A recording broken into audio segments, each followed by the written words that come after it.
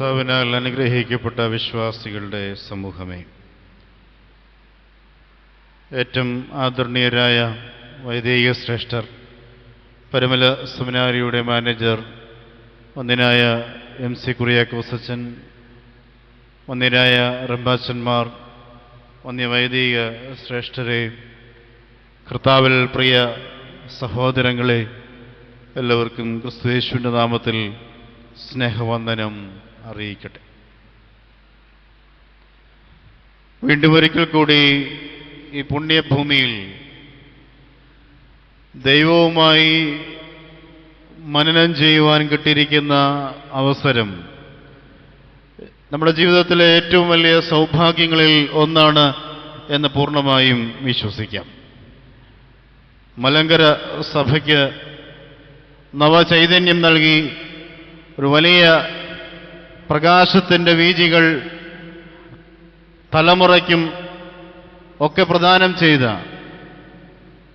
ഒരു പുണ്യപിതാവിൻ്റെ ഖബറിടത്തിൽ വന്ന ആശ്വാസവും സമാധാനവും വന്ന കൂടണയുമ്പോൾ നമുക്ക് ഒരു വലിയ ചൈതന്യത്തിലേക്ക് പ്രവേശിക്കുവാനായിട്ട് അവസരം ലഭിക്കുന്നു എന്നതിനെ ഓർത്തും ദൈവത്തെ സ്തുതിക്കാം.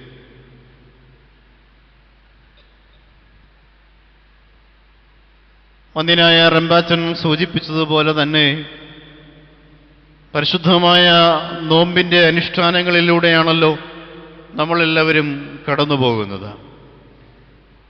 ഒരു തിരുപ്പിറവിയുടെ സന്തോഷം പങ്കിടുവാൻ, കർത്താവിനെ ഒന്ന് കാണുവാൻ, കർത്താവിൻ്റെ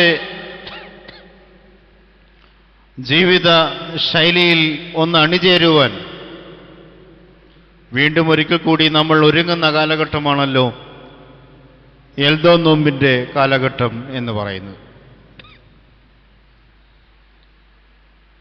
പരിശുദ്ധമായ നോമ്പും ഉപവാസവും പ്രാർത്ഥനകളും ഒക്കെ നമ്മുടെ ജീവിതത്തിൽ ഒരു പുതിയ വെളിച്ചം പകരുവാൻ തക്കവണ്ണം, അല്ലെങ്കിൽ ലഭിച്ച വെളിച്ചത്തെ ഒന്ന് ജ്വലിപ്പിക്കുവാൻ തക്കവണ്ണം അതിൻ്റെ എണ്ണയും തിരിയുമായി നിന്ന് നമുക്ക് വേണ്ടുന്നതായ എല്ലാ ഉത്തേജനങ്ങളും നൽകുന്ന അടിസ്ഥാന ഘടകമാണ് എന്ന് നമുക്ക് അനുമാനിക്കുവാനായിട്ട് സാധിക്കും. അങ്ങനെയുള്ള പാരമ്പര്യത്തിലും അങ്ങനെയുള്ള വിശ്വാസത്തിലുമാണല്ലോ ഞാനും നിങ്ങളുമൊക്കെ ഈ നോമ്പനുഷ്ഠാനത്തിൻ്റെ പങ്കുകാരായി ഇപ്പോൾ ഈ വിശുദ്ധ ഭൂമിയിൽ വന്ന് അണഞ്ഞിരിക്കുന്നത്. നോമ്പും പ്രാർത്ഥനയും നമ്മുടെ ജീവിതത്തിൽ ഒരു വലിയ വെളിച്ചം ലഭിക്കുവാനും ലഭിച്ച വെളിച്ചത്തെ ജ്വലിപ്പിക്കുവാനും ഇടവരട്ടെ എന്ന് ആമുഖമായി പ്രാർത്ഥിക്കുകയും ആഗ്രഹിക്കുകയും ചെയ്യും. അല്പസമയത്തെ ചിന്തയ്ക്കും പഠനത്തിനുമായി കർത്താവിൽ ശരണപ്പെട്ടുകൊണ്ട് വിശുദ്ധ വേദപുസ്തകത്തിലെ ഒന്ന് രണ്ട് വാക്യങ്ങൾ ഒന്ന് സൂചിതമാക്കുവാൻ ഈ സമയം ആഗ്രഹിക്കുകയാണ്. ഇസ്രായേൽ ജനം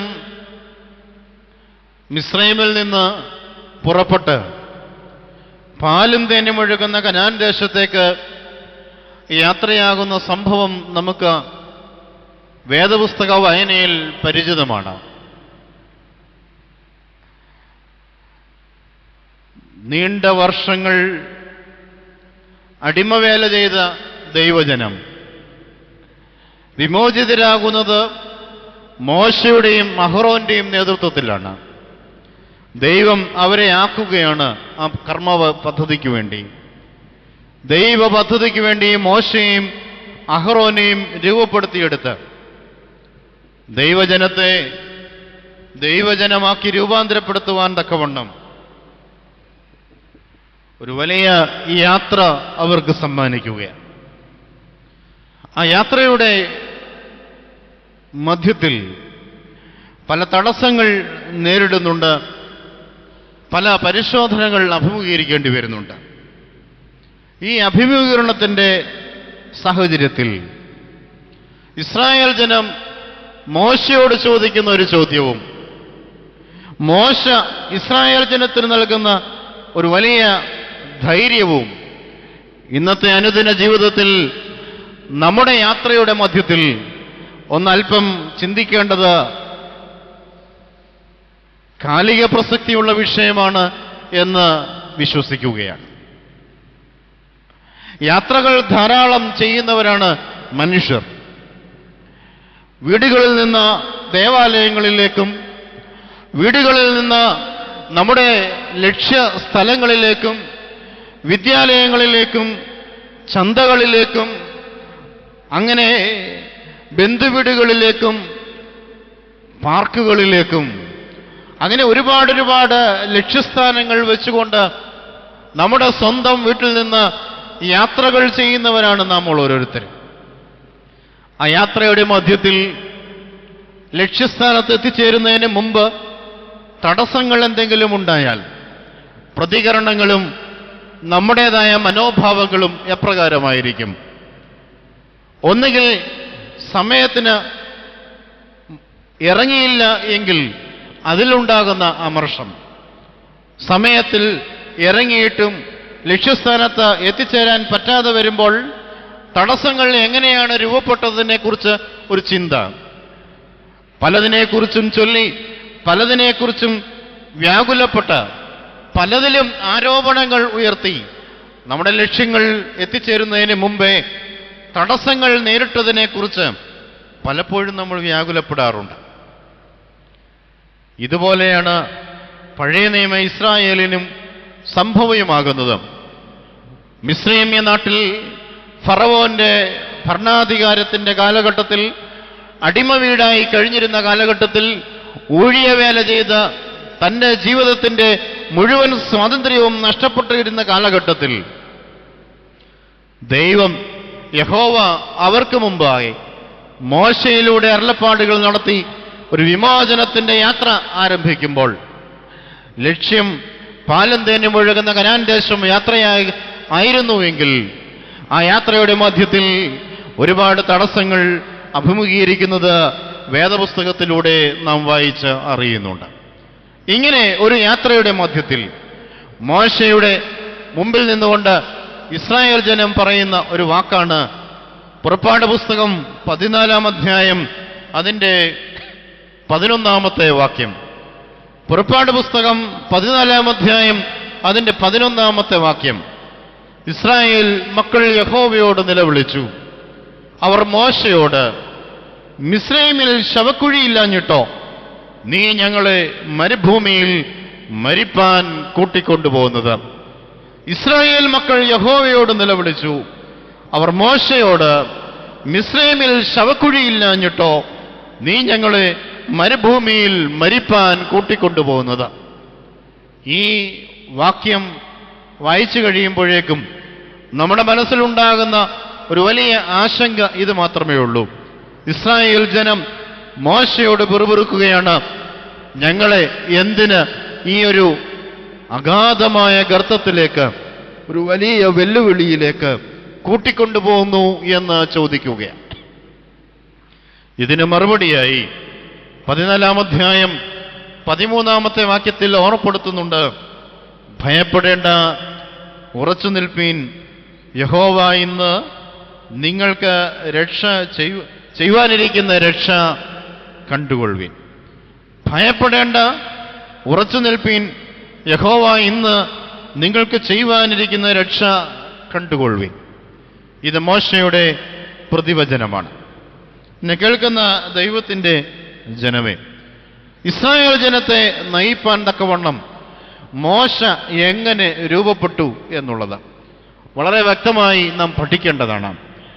മോശയുടെ നേതൃത്വ പാഠവും മോശയുടെ സംഘാടകത്വ മികവ് ഇതെങ്ങനെ രൂപപ്പെട്ടു വന്നു, അവനിൽ ഉണ്ടായിരിക്കുന്ന ഈ സ്വഭാവ സവിശേഷതകൾ എങ്ങനെയാണ് അവന് വളർത്തിയെടുത്തുവാൻ തക്കവണ്ണം ഇടയായത്? ഒരു ഇസ്രായേൽ ജനത്തെ ഏകദേശം 1,43,000 പേർ അടങ്ങുന്ന, പുരുഷാരം മാത്രം അടങ്ങുന്ന ഒരു ഇസ്രായേൽ ജനം, അവരുടെ കുടുംബങ്ങളുണ്ട്, അവരുടെ കുഞ്ഞുകുട്ടികളുണ്ട്, അപാലവൃദ്ധം ധനസമ്പത്തുകളൊക്കെ ഉണ്ട്. ഇങ്ങനെ അടങ്ങുന്ന ഒരു വലിയ ലക്ഷങ്ങളുള്ള ഒരു സമൂഹത്തെ നയിക്കുവാൻ തക്കവണ്ണം മോശ എന്ന മനുഷ്യൻ എങ്ങനെ രൂപപ്പെട്ടു എന്നുള്ളത് നാം ചിന്തിക്കേണ്ടത് ഏറ്റവും ആവശ്യമാണ്. നമ്മുടെ കൊച്ചു കുടുംബ സംവിധാനത്തിൽ, കൊച്ചു കുടുംബ ജീവിതത്തിൽ ഒരു ചെറിയ കുടുംബ സംവിധാനത്തെ നയിക്കുവാൻ നമുക്ക് പലപ്പോഴും ത്രാണിയും പ്രാപ്തിയും പോരാഞ്ഞിട്ട് നിൽക്കുന്ന ഒരു കാലഘട്ടത്തിന്റെ നടുവിലാണ് ദൈവം മോശെ എങ്ങനെ ഈ നേതൃത്വ പാടവത്തിലേക്ക് വളർത്തിയെടുത്തു എന്ന് നാം ചിന്തിക്കേണ്ടത്. ആധുനിക ലോകത്ത് അനേകം നേതാക്കന്മാർ രൂപപ്പെട്ടിട്ടുണ്ട്. അനേകം നേതാക്കന്മാർ രൂപപ്പെട്ടിട്ടുണ്ട്. കാലഘട്ടത്തിന്റെ വെല്ലുവിളികൾ, കാലഘട്ടത്തിന്റെ ചുവരെഴുത്തുകൾ വായിച്ചെറിഞ്ഞ് അവർക്ക് ശബ്ദമായി നിലകൊള്ളുവാൻ തക്കവണ്ണം ഒരു വലിയ നേതൃത്വ ശൈലി രൂപപ്പെട്ടിട്ടുണ്ട്. അതിൻ്റെയൊക്കെയും പിമ്പിൽ ഒരു തിക്തഫലം, ഒരു ത്യാഗത്തിന്റെ അനുഭവം, ഒരു പീഡനത്തിന്റെ, ഒരു വലിയ ഒറ്റപ്പെടലിന്റെ ഒക്കെ ഒരു വലിയ കാര്യങ്ങൾ ഉണ്ട് എന്നുള്ളത് നാം തിരിച്ചറിയേണ്ടിയിരിക്കുന്നു. വേദപുസ്തക ചരിത്രത്തിൽ മോശ ഇസ്രായേൽ ജനത്തിന്റെ നേതാവായി വരുന്നത് വളരെയധികം സാന്ദർഭികമായ ചില അനുഭവങ്ങളിലൂടെയാണ്. മോശയെക്കുറിച്ച് വേദപുസ്തകം സാക്ഷിക്കുന്നത് പല വിശേഷണങ്ങൾ നൽകിക്കൊണ്ടാണ്.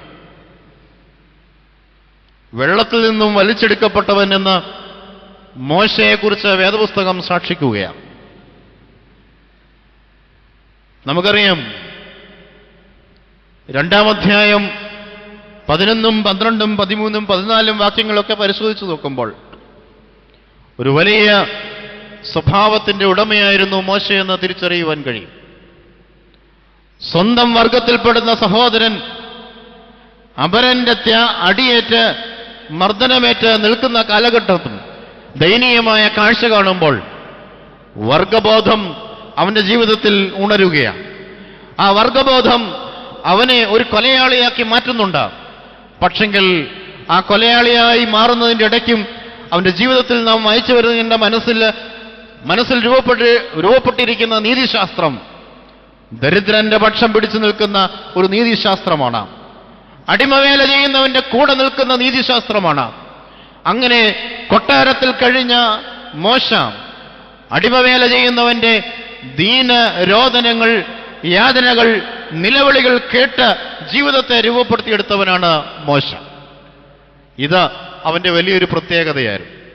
പർണശാല വെടിഞ്ഞ്, ദന്തഗോപുരങ്ങൾ വെടിഞ്ഞ് സാധാരണ മനുഷ്യന്റെ പ്രശ്നങ്ങൾ തിരിച്ചറിയുന്നിടത്താണ് ഒരു നേതാവ് രൂപപ്പെട്ടു വരുന്നത്. എന്റെയും നിങ്ങളുടെയും ജീവിത പശ്ചാത്തലത്തിൽ ഈ ഒരു വലിയ സാഹചര്യങ്ങൾ രൂപപ്പെടുവാൻ വലിയ പ്രയാസം തന്നെയാണ്. കാരണം ദരിദ്രന്റെ നിലവിളി, സങ്കട ശബ്ദം, ദീനരോധനങ്ങൾ നമുക്കിന്ന് കേൾക്കുവാൻ കഴിയുന്നില്ല എന്നുള്ളതാണ്. കേട്ടാലും കേട്ടില്ല എന്ന് നടിച്ച് ജീവിക്കുന്ന ജീവിതശൈലി. എന്റെ പ്രയാസങ്ങൾ മാറിക്കിട്ടുവാൻ തക്കവണ്ണമുള്ള ഒരു വലിയ പ്രാർത്ഥനയും അഭയയാചനയുമാണ് ജീവിതത്തിൽ എപ്പോഴും രൂപപ്പെടുന്നത്. അങ്ങനെയെങ്കിൽ നമ്മൾ ഓർത്തിരിക്കേണ്ട ഒരു വലിയ പാഠം, മോശ ഒരു വർഗബോധമുള്ളവനായി വളരുന്നതുകൊണ്ട് ദൈവം അവനെ തെരഞ്ഞെടുക്കുകയാണ്. രണ്ടാമത്, മോശയിലുണ്ടായിരുന്ന ഒരു നീതിബോധമുണ്ട്.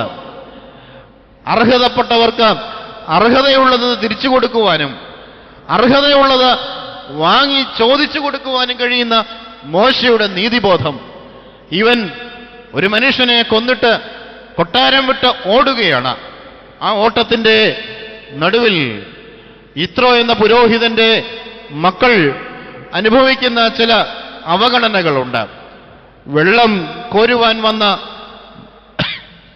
വെള്ളം ഏറ്റുവാങ്ങുവാൻ വന്ന സമൂഹത്തിൽ യിത്രോ എന്ന പുരോഹിതന്റെ മക്കൾ പിമ്പിലേക്ക് മാറ്റപ്പെടുമ്പോൾ തൻ്റെതായ ആൾബലം കാണിച്ച് മറ്റുള്ളവർ വെള്ളം ഏറ്റെടുക്കുവാൻ തക്കവണ്ണം, വാങ്ങിക്കുവാൻ തക്കവണ്ണം ആൾബലം കാണിച്ച് മുൻപന്തിയിൽ കയറുമ്പോൾ മോശ അവിടെ ഇടപെടുകയാണ് ഒരു നീതിബോധത്തോടുകൂടി. ആ നീതിബോധം മോശയുടെ സ്വഭാവ സവിശേഷതകളിലൊന്നായിരുന്നു. സ്ത്രീ ബലഹീനപാത്രമാണ് എന്ന് തിരിച്ചറിയുമ്പോൾ അവരെ സംരക്ഷിക്കുവാനും കരുതുവാനും കഴിയുന്ന മോശയുടെ നീതിബോധം. അതുകൊണ്ട് അവർക്ക് മുമ്പേ വെള്ളം വാങ്ങി കോരിക്കൊടുക്കുന്ന, അവർക്ക് വേണ്ടി വാദിക്കുന്ന, അവർക്ക് വേണ്ടി മുന്നിൽ നിന്ന് നയിക്കുവാൻ തക്കവണ്ണം ആശയങ്ങളും അഭിപ്രായങ്ങളും രൂപപ്പെടുത്തുന്ന മോശയെ നാം വീണ്ടും തിരിച്ചറിയുകയാണ്. പുറപ്പാട് പുസ്തകം 2-ാം അധ്യായം 16 മുതൽ 22 വരെയുള്ള വേദഭാഗങ്ങളിൽ വീണ്ടും നാം കാണുന്നു. പുറപ്പാട് പുസ്തകം 3-ാം അധ്യായം 1 മുതൽ 8 വരെയുള്ള വേദഭാഗങ്ങൾ. ഒരു ദർശനത്തിന്റെ കാഴ്ചക്കാരനാണ്. ദർശനം കാണുവാൻ തക്കവണ്ണം മോശ ശക്തനാവുകയാണ്. അതിൻ്റെ നിലപാടുകൾ വളരെ പ്രസക്തമാണ് പ്രിയമുള്ളവരെ. ആടുമാടുകളെ മേയിക്കുവാൻ യാത്ര തിരിക്കുന്ന മോശ മരുഭൂമിയുടെ അപ്പുറത്തേക്ക് ആടുമാടുകളെ കൊണ്ടുപോയി അവർക്ക് തീറ്റ കൊടുക്കുന്ന ഒരു സംവിധാനം മോശ കണ്ടെത്തുകയാണ്. അപ്പോഴാണ് അവൻ ദൈവത്തിന്റെ പർവ്വതമായ ഹോറേബിൽ മുൾപടർപ്പ് എരിയാതെ കത്തുന്ന ഒരു വലിയ ദർശനം കാണുന്നത്. മരുഭൂമിയുടെ അപ്പുറത്തേക്ക് തന്റെ ആടുകളെ തന്നെ ഏൽപ്പിച്ചിരിക്കുന്ന ദൗത്യത്തെ കൊണ്ടെത്തിക്കുവാൻ കഴിയുന്ന ഒരു വലിയ വിപതി ധൈര്യം. ഇത് മോശയുടെ ജീവിതത്തിലെ ഒരു പ്രത്യേകതയാണ് പ്രിയമുള്ളവരെ. ഇസ്രായേൽ ജനത്തെ പാലും തേനും ഒഴുകുന്ന കനാൻ ദേശത്തേക്ക് യാത്ര തിരിക്കുവാൻ തക്കവണ്ണം അവനെ ശക്തനാക്കിയെടുക്കുന്നതിന് പ്രധാനപ്പെട്ട കാരണങ്ങളിൽ ചിലത് മാത്രമാണ് ഇത്. ദർശനം കാണുവാൻ മോശ ശക്തനായത് മരുഭൂമിയുടെ അപ്പുറത്തേക്ക് തൻ്റെ ദൗത്യത്തെ കൊണ്ടെത്തിക്കുവാനുള്ള ഒരു വലിയ ധൈര്യം അവന് ഉണ്ടായിരുന്നു. ഇങ്ങനെയുള്ള കാഴ്ചപ്പാടുകൾ മോശയുടെ ജീവിതത്തിൽ വളരെ കൊച്ചുനാൾ മുതലേ രൂപപ്പെട്ടതാണ്. 3-ാം അധ്യായം 7-ാമത്തെ വാക്യം ഓർമ്മപ്പെടുത്തുന്നു, യഹോവയുടെ തേജസ് കണ്ടവനാണ് മോശ. യഹോവ ദർശനം നൽകുമ്പോൾ അവൻ മുഖം മൂടി ദൈവസന്നിധിയിൽ നിൽക്കുന്നു. ദൈവസന്നിധിയിൽ തേജസ് കണ്ട മഹത്വവാനാണ് മോശ. അതുകൊണ്ടാണ് മോശയോട് ദൈവം കൊടുക്കുന്ന ഒരു വലിയ വാഗ്ദാനം. ഇങ്ങനെ ഉള്ള സ്വഭാവ സവിശേഷതകളിലൂടെ മോശ യാത്ര ചെയ്യുമ്പോഴാണ് ദൈവം കൊടുക്കുന്ന ഒരു വലിയ വാഗ്ദാനം, ഞാൻ നിന്നോടുകൂടെ ഇരിക്കും. ഞാൻ നിന്നോടുകൂടെ ഇരിക്കും. I B with you. ഞാൻ നിന്നോടുകൂടെ ഇരിക്കും. നിന്നെ ഞാൻ ഇസ്രായേൽ ജനത്തിന്റെ നേതാവായി വളർത്തിയെടുക്കും. ഫറവോന്റെ മുന്നിൽ ഞാൻ നിന്നെ കൊണ്ട് ആക്കിയെടുക്കും. ഇത് വലിയ കാഴ്ചപ്പാടാണ് പ്രിയമുള്ളവർ. ഇതെൻ്റെ വ്യക്തിപരമായ ജീവിതത്തിൽ, കുടുംബജീവിതത്തിൽ, സഭാജീവിതത്തിൽ ഇതൊക്കെ എങ്ങനെ ബന്ധപ്പെടുന്നു എന്ന് തുടർന്ന് നമുക്ക് ചിന്തിക്കുവാനായിട്ട് സാധിക്കണം. ഇങ്ങനെയുള്ള മോശ ദൈവജനത്തെ ഫറവോന്റെ സന്നിധിയിൽ നിന്ന് വിടുവിച്ച് യാത്ര തിരിക്കുകയാണ്. യാത്രയുടെ മധ്യത്തിൽ പലവട്ടം മോശ പരീക്ഷണങ്ങൾ അഭിമുഖീകരിക്കുകയാണ്. ഇസ്രായേൽ ജനം പിറുപിറുത്തുകൊണ്ട് മോശയുടെ നേരെ വന്ന് നിൽക്കുന്ന സന്ദർഭങ്ങൾ പലവട്ടമുണ്ട്. ആ സമയത്തൊക്കെ മോശ വളരെ ധൈര്യവാനായി നിന്നുകൊണ്ട് ദൈവത്തോട് കേണപേക്ഷിക്കുകയും ദൈവ മുമ്പാകെ നിന്ന് പ്രാർത്ഥന കഴിച്ച് അവർക്ക് മറുപടി കൊടുക്കുകയും ചെയ്യും. മുമ്പ് സൂചിപ്പിച്ച വേദഭാഗത്തിന്റെ പ്രസക്തി വളരെ ഏറുകയാണ്. ഇസ്രായേൽ മക്കൾ യഹോവയോട് നിലവിളിച്ചു പറഞ്ഞു. അവർ മോശയോട് പറഞ്ഞു, മിസ്രൈമിൽ ശവക്കുഴിയില്ലാഞ്ഞിട്ടോ നീ ഞങ്ങളെ മരുഭൂമിയിൽ മരിപ്പാൻ കൂട്ടിക്കൊണ്ടുപോകുന്നത്. ഈ വേദഭാഗത്തിന്റെ പ്രസക്തി വളരെയധികം എടുത്തു പറയേണ്ടതാണ്. സംഹാരദൂതൻ മോശയുടെ അരുളപ്പാട് നിമിത്തം ഇസ്രായേൽ ജനത്തെ വിട്ടൊഴിഞ്ഞുപോയി. പക്ഷെ മിസ്രൈമ്യ ഭവനത്തിൽ ഫറവോന്റെ രാജധാനി മുതൽ അവിടെ അടിമവേല ചെയ്യുന്ന മറ്റ് ഉദ്യോഗസ്ഥരുടെ മറ്റ് സംവിധാനങ്ങളുടെ സകല മിസ്രൈമ്യരുടെയും ഭവനത്തിൽ കടന്നു ചെന്ന ആദ്യജാതനെ, കടിഞ്ഞൂലായിരിക്കുന്ന ആദ്യജാതന്മാരെ ഒക്കെയും നിഗ്രഹിക്കുന്നുണ്ട്. ഈ വലിയ നിലവിളി ഉണ്ടായപ്പോൾ മോശ ഇസ്രായേൽ ജനത്തെ ഫറവോന്റെ സന്നിധിയിൽ നിന്ന് വിടുവിച്ച് മിസ്രൈമിൽ നിന്ന് യാത്രയായി പാലും തേനും ഒഴുകുന്ന കനാൻ ദേശത്തേക്ക് യാത്ര ചെയ്യുകയാണ്. യാത്രയുടെ മധ്യത്തിൽ ഇതാ ഒരു വലിയ വെല്ലുവിളി അഭിമുഖീകരിക്കുകയാണ്. വലിയ വെല്ലുവിളി അഭിമുഖീകരിക്കുകയാണ്. മിഗ്ദോലിനും കടലിനും മധ്യേ ബാൽസേഫോന് സമീപത്തുള്ള പീഹരോത്തിന് പാളയമിറങ്ങണമെന്ന് ഇസ്രായേൽ മക്കളോട് പറയുക. അങ്ങനെ പാളയമിറങ്ങിയ ഇസ്രായേൽ ജനം മുമ്പിൽ വലിയൊരു കടൽ നിൽക്കുന്ന സന്ദർഭത്തിലാണ് നിൽക്കുന്നത്. പിമ്പിൽ ഇസ്രായേലരെ നിഗ്രഹിക്കുവാൻ വരുന്ന ഫറവോന്റെ സൈന്യവുമുണ്ട്. പിമ്പിൽ ഫറവോന്റെ സൈന്യം, മുമ്പിൽ അഗാധമായ വെള്ളത്തിന്റെ കൂമ്പാരം. മുന്നോട്ടുള്ള യാത്ര അത്ര സുഗമമല്ല, ഇനിയും പിന്നോട്ട് പോകാനുള്ള യാത്രയും സുഗമമല്ല. കാരണം ജീവന് ഹാനി സംഭവിക്കുന്ന അനുഭവം തന്നെയാണ് ലഭിക്കുന്നത്. പിമ്പിൽ നിന്ന് ഇസ്രായേൽ ജനത്തെ നിഗ്രഹിപ്പാൻ തക്കവണ്ണം അടിമയായി വീണ്ടും ഒരു വർഷങ്ങൾ കൂട്ടിക്കൊണ്ടുപോകാം, അല്ലെങ്കിൽ അവരെ വാളുകൊണ്ട് വെട്ടിക്കൊല്ലുവാൻ തക്കവണ്ണം ഇടയാകാം. എന്തുമായിക്കൊള്ളട്ടെ, ഫറവോനും ഫറവോന്റെ സൈന്യവും പിമ്പിൽ വളരെ ശക്തമായി കടന്നു വരുന്നു. മുമ്പിൽ ഇതാ ചെങ്കടൽ നിൽക്കുകയാണ്. അഗാധമായ ആഴമുള്ള കടലിന്റെ മധ്യത്തിൽ കടലിന്റെയും ഫറവോന്റെയും ഇടയിലായി ഇസ്രായേൽ ജനം രൂപപ്പെടുകയാണ്. അതുകൊണ്ടാണ് പറയുന്നത്, ഏതായാലും മരണം സംഭവിക്കും, ഏതായാലും മരണം സംഭവിക്കും. പക്ഷേ ഒരു ശവക്കുഴി പോലും ഞങ്ങൾക്ക് ലഭിക്കുകയില്ലല്ലോ എന്ന് ഓർത്ത്, ഒരു ശവക്കുഴി പോലും, ഒരു കല്ലറ പോലും ഞങ്ങൾക്ക് ലഭിക്കുകയില്ലല്ലോ എന്നോർത്താണ് മോശയോട് ഈ ഇസ്രായേൽ ജനം പിറുപിറുക്കുന്നത്. ഇങ്ങനത്തെ ഒരവസ്ഥ എനിക്കും നിങ്ങൾക്കും ഉണ്ടായാൽ എന്തായിരിക്കും പ്രതികരണം എന്നുള്ളതാണ്. സ്വന്തമായി ഒരു കല്ലറ പോലും ലഭിക്കാത്തൊരവസ്ഥ. അതായത് ഇസ്രായേൽ ജനത്തെ മോശയെ നയിച്ചുകൊണ്ട് വരുമ്പോൾ ഫറവോൻ പിമ്പിൽ നിന്നുകൊണ്ട് അവരെ ഇല്ലാതാക്കുവാൻ കടന്നു വരുന്നു.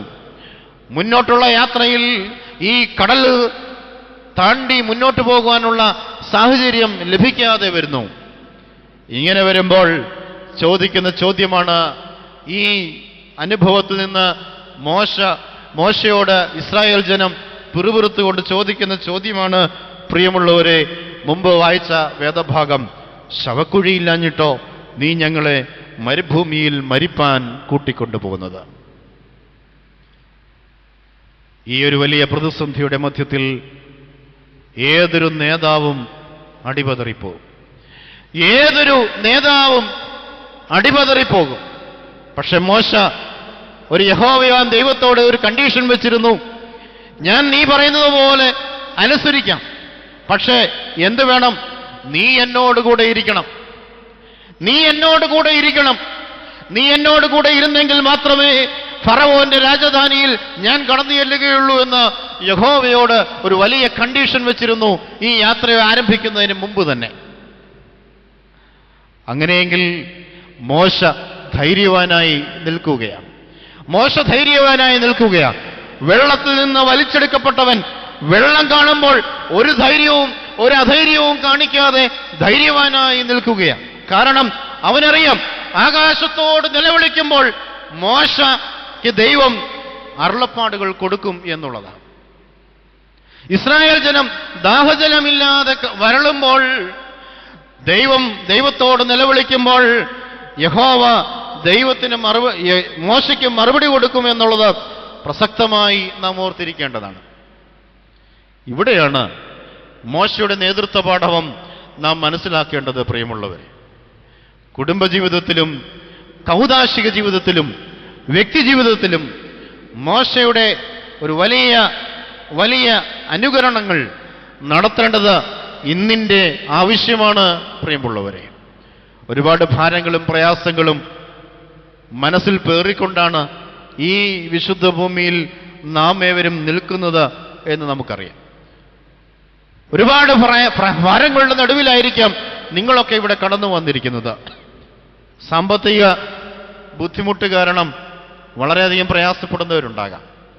പ്രത്യേകിച്ച് 500ഉം 1000ഉം ഒക്കെ ഇന്ന് ഇല്ലാതായി കഴിഞ്ഞപ്പോഴേക്കും സാധാരണക്കാരൻ്റെ ജീവിതത്തിലേക്ക് ഒരു വലിയ വെല്ലുവിളികൾ ഉണ്ടായിട്ടുണ്ട് എന്നുള്ളത് യാഥാർത്ഥ്യമാണ്.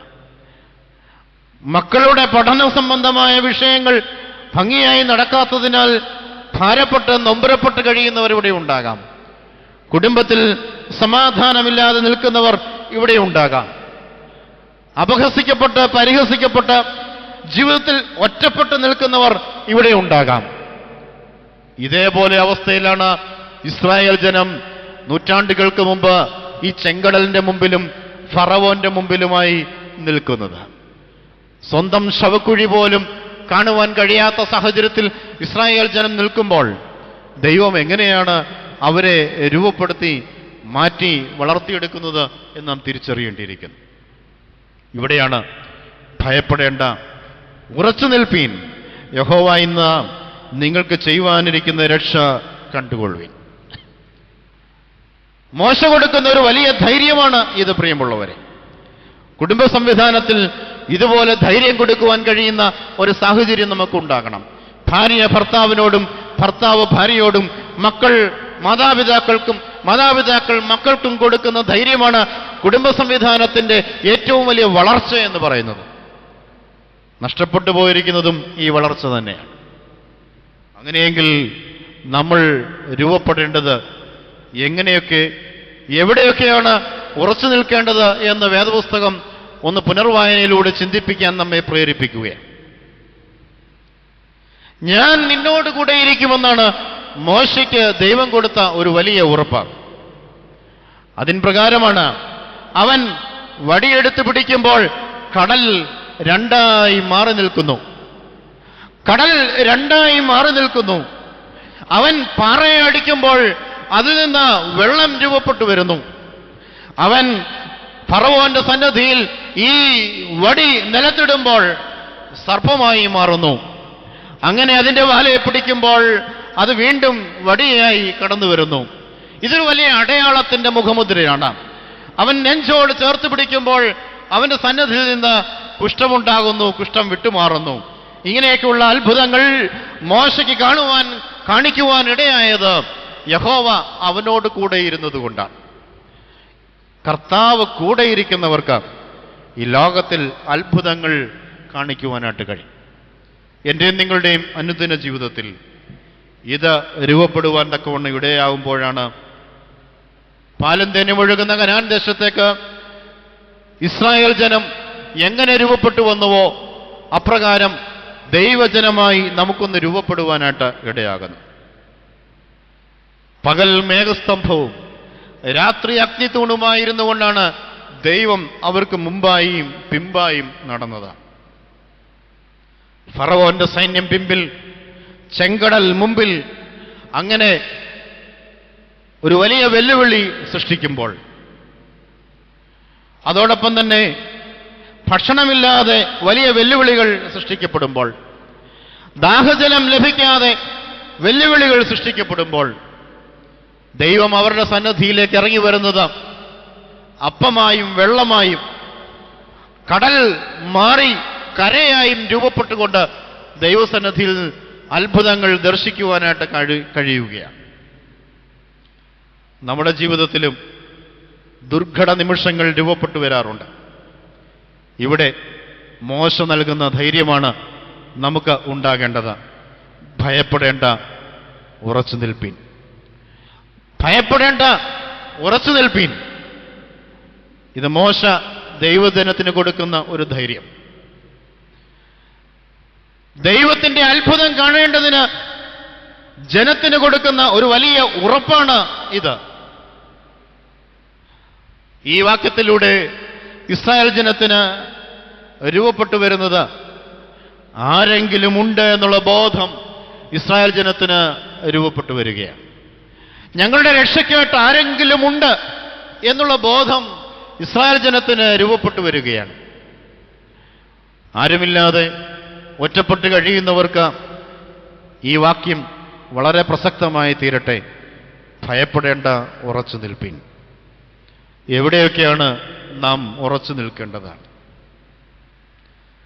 എവിടെയൊക്കെയാണ് നാം ഉറച്ചു നിൽക്കേണ്ടത്? ഒന്ന്, വ്യക്തിജീവിതത്തിൽ ഉറച്ചു നിൽക്കുന്ന നിലപാടുകളില്ലാത്തവൻ ഒരു തരത്തിലും ദൈവസന്നിധിയിൽ ദൈവജനമായി രൂപപ്പെടുവാനായിട്ട് കഴിയുകയില്ല.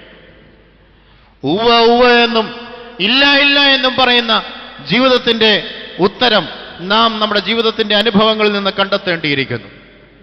പലപ്പോഴും വ്യക്തിജീവിതത്തിൽ നിലപാടുകളില്ലാത്തതാണ് ഇന്നത്തെ ആധുനിക ജീവിതത്തിൽ ആത്മീയത നേരിടുന്ന ഏറ്റവും വലിയ വെല്ലുവിളി എന്ന് പറയുന്നത്. നമുക്ക് അങ്ങനെയുമാകാം ഇങ്ങനെയുമാകും എന്നുള്ള ഒരു നിലപാട്. വേണ്ട എന്ന് പറയുന്നിടത്ത് വേണ്ട എന്ന് പറയുവാനും ഊവ എന്ന് പറയുന്നിടത്ത് ഊവ എന്ന് പറയുവാനും കഴിയുന്ന ഒരു നിലപാട് നമുക്കുണ്ടാകണം. എന്നാൽ സാഹചര്യങ്ങൾക്കനുസരിച്ച് നിലപാടുകൾ മാറ്റുന്നവനല്ല കുടുംബജീവിതത്തിലും ദൈവത്തിന്റെ സന്നിധിയിലും ശ്രേഷ്ഠമായി നിൽക്കുവാൻ കഴിയുന്നത്. അതിനേക്കാൾ അപ്പുറമായി താൻ പഠിച്ചു വന്നിരിക്കുന്ന ആശയങ്ങളോട് നീതിബോധം പുലർത്തി അവിടെ ഉറച്ച നിലപാടെടുക്കുവാൻ കഴിയുന്നവന് ദൈവത്തിന്റെ സന്നിധിയിലും സമൂഹത്തിന്റെ സന്നിധിയിലും ശ്രേഷ്ഠമായി ജീവിക്കുവാനായിട്ട് കഴിയും. വേദപുസ്തകത്തിൽ ധാരാളം ഉദാഹരണങ്ങൾ നമുക്ക് കണ്ടെത്താൻ കഴിയും. പക്ഷെ ശ്രേഷ്ഠമായ ഒരു ഉദാഹരണം എടുത്തു കാണിക്കുന്നത് കർത്താവിന്റെ മുന്നോടിയായ ഈ ലോകത്തിൽ പിറവിയെടുത്ത യോഹന്നാൻ മാംദാനയുടെ ജീവിതശൈലിയാണ്. ഞാനും നിങ്ങളും ഇന്ന് ക്രിസ്മസിനെ വരവേൽക്കുവാൻ ഒരുങ്ങിയിരിക്കുന്ന കാലഘട്ടമാണല്ലോ. ദൈവം മനുഷ്യനായി പിറവിയെടുക്കുന്ന ഒരു കാലഘട്ടം. ഇതെന്തിനു വേണ്ടി മനുഷ്യനായി പിറവിയെടുക്കുന്നു? മനുഷ്യനെ ദൈവമക്കളാക്കി തീർക്കുവാൻ. വിശുദ്ധ യോഹന്നാന്റെ സുവിശേഷം സാക്ഷിക്കുന്നത് അതുതന്നെയാണ്. എന്നെയും നിങ്ങളെയും ദൈവപുത്രരാക്കി തീർക്കുവാൻ തക്കവണ്ണം ദൈവത്തിന്റെ പുത്രൻ ഈ ലോകത്തിൽ മനുഷ്യപുത്രനായി എന്നാണ് യോഹന്നാന്റെ സുവിശേഷം സാക്ഷിക്കുന്നത്. ഇത് വലിയ പ്രസക്തമായ ഒരു ചിന്ത തന്നെയാണ് പ്രിയമുള്ളവരെ. എങ്ങനെയാണ് ദൈവപുത്രന്റെ പദവിയിൽ നിന്ന് ഞാനും നിങ്ങളും നഷ്ടപ്പെട്ടു പോയത്? ഏദന്റെ പറുദീസയിൽ ആദാമ്യ പാപത്തിലൂടെ ഞാനും നിങ്ങളും ദൈവത്തിന്റെ ഇഷ്ടത്തിൽ നിന്ന് മാറ്റപ്പെട്ടു പോയി. ഏദന്റെ പറുദീസയിൽ ദൈവം കൂടെ നടന്ന ഒരനുഭവമുണ്ട്. വെയിലാറിയപ്പോൾ മനുഷ്യനോടൊപ്പം ചേർന്ന് നടന്ന ഒരനുഭവമായിരുന്നു ദൈവത്തിന്റെ സൗഹൃദത്തിന്റെ ഈറ്റില്ലം എന്ന് പറയുന്നത് ഏദൻ തോട്ടത്തിലുണ്ടായിരുന്നത്. എന്നാൽ പിശാച് വന്ന് പരീക്ഷിക്കുമ്പോൾ ആ പരീക്ഷണത്തിന്റെ നടുവിൽ അവൻ കൂപ്പുകൂത്തി വീണ കെരൂബുകളെ കാവലാക്കി ഏദൻ തോട്ടത്തിൽ നിന്ന് മനുഷ്യനെ ദൈവം പുറത്താക്കുകയാണ്. പിന്നീട് അവൻ അനുഭവിക്കുന്ന നരകയാതനകൾ വേദപുസ്തക ചരിത്രത്തിൽ നിന്ന് വായിച്ചറിയുവാൻ കഴിയുന്നു. ഭൂമിയിൽ കഷ്ടപ്പാടുണ്ടായി അവൻ ഊഴിയ വേല ചെയ്ത് ജീവിക്കുവാനിടയാകുന്നു. സ്ത്രീ വേദനയോടെ ജീവിക്കുവാനിടയാകുന്നു. പാമ്പ് നരകതുല്യമായി ജീവിക്കുവാനിടയാകുന്നു. മനുഷ്യന്റെ ശത്രുവായി മാറുകയാണ്. ഇങ്ങനെ തിന്മയുടെ മൂർത്തിമത് ഭാവം മനുഷ്യനെ ദൈവപുത്രന്റെ അവസ്ഥയിൽ നിന്ന് ഇല്ലാതാക്കി. ഈ സാഹചര്യത്തിലേക്ക്, ദൈവപുത്രന്റെ സാഹചര്യത്തിലേക്ക് എന്നെ നിങ്ങളെയും വീണ്ടെടുക്കുവാൻ ദൈവപുത്രൻ മനുഷ്യപുത്രനായി തീർന്ന അനുഭവത്തിന്റെ സ്മരണയാണല്ലോ തിരുപ്പിറവിയുടെ സന്ദേശം. ആ തിരുപ്പിറവി, ആ വലിയ സന്ദേശം ഈ ലോകത്തിന് കൊടുക്കുവാൻ തക്കവണ്ണം ദൈവപദ്ധതിയാൽ രൂപപ്പെടുന്ന ഒരു വലിയ കഥാപാത്രമാണ് യോഹന്നാൻ മാംദാന. വാസ്തവത്തിൽ തിരുപ്പിറവിയുടെ ഉദ്ഘാടന കർമ്മം നിർവഹിക്കുന്നത് യോഹന്നാൻ മാംദാനയുടെ തിരുജനന നിമിത്തമാണ്. യോഹന്നാൻ മാംദാന ഈ ലോകത്തിന് കൊടുക്കുന്ന സംഭാവന എന്താണ്? മക്കളുടെ ഹൃദയം അമ്മയപ്പന്മാരിലേക്കും അമ്മയപ്പന്മാരുടെ ഹൃദയം മക്കളിലേക്കും അനുരഞ്ജിപ്പിക്കുന്ന അനുരഞ്ജനത്തിന്റെ പ്രവാചകൻ ശബ്ദമായി മാറുകയാണ് യോഹന്നാൻ മാംദാന. പക്ഷെങ്കിൽ അവൻ ദൈവസന്നിധിയിൽ നിലപാടുള്ളവനായിരുന്നു. സമൂഹത്തിന്റെ മുമ്പിൽ, രാജധാനിയുടെ മുമ്പിൽ ഒക്കെ നിലപാടുണ്ടായിരുന്നു യോഹന്നാൻ മാംദാനയ്ക്ക്. വീഞ്ഞും മദ്യവും ഉപയോഗിക്കാത്ത, ദൈവസന്നിധിയിൽ ശ്രേഷ്ഠമായി ജീവിക്കുന്ന അത്യുന്നതനായ പ്രവാചക ശബ്ദമായിരുന്നു യോഹന്നാൻ മാംദാന. എന്തിനേറെ, കൂടുതൽ വിശേഷങ്ങളൊന്നും ആവശ്യമില്ല. യേശു ക്രിസ്തു പോലും സാക്ഷിക്കുന്നത് യോഹന്നാൻ മാംദാനെ കുറിച്ച് സാക്ഷിക്കുന്നത് അവൻ സമൂഹത്തിൽ ജ്വലിച്ച് പ്രകാശിക്കുന്ന വിളക്കായിരുന്നു എന്നുള്ളതാണ്. കർത്താവിന്റെ സാക്ഷ്യം അങ്ങനെയാണ്. യോഹന്നാൻ മാംദാനെ കുറിച്ച് അവൻ ജ്വലിച്ച് പ്രകാശിക്കുന്ന വിളക്കായിരുന്നു. എന്താണ് കാരണം?